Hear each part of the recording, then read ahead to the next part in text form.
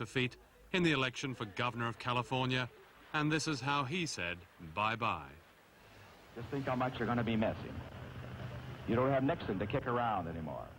But Nixon was already on his way back. Pepsi made him the company's lawyer, and Nixon set out to put Pepsi firmly on the world market and himself in the White House. Nixon's big interest has always been foreign policy, and I was running our international company. In fact, I tried to originally get him, instead of going to law firms, to come in as chairman of our international company, because he had tremendous contacts around the world. And at that point in our development, we were opening markets. We were a very small international company at that point, and we got going during that period where we were opening a new plant about every 11 working days.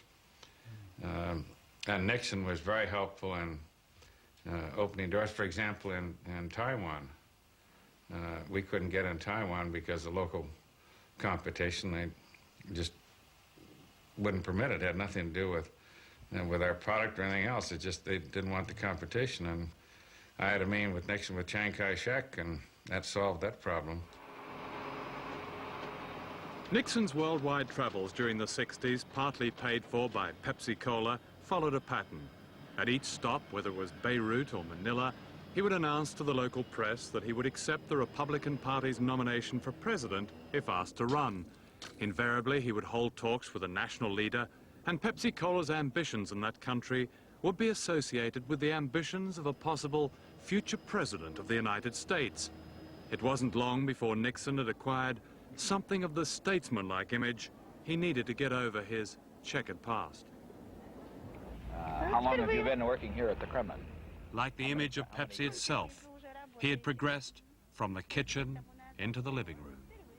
In 1968, after campaigning in a Pepsi plane and drawing financial benefit from Pepsi contacts, Nixon's astonishing comeback was complete. He was president. Within a month of his inauguration, he made Donald Kendall of Pepsi head of the National Alliance of Businessmen. Throughout his career.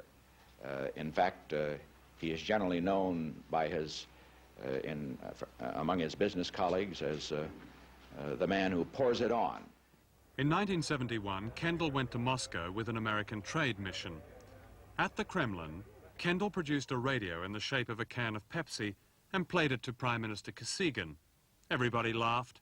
Kosygin got the point, and later that evening he approached Kendall. "I understand you want to trade Pepsi-Cola for vodka," he said.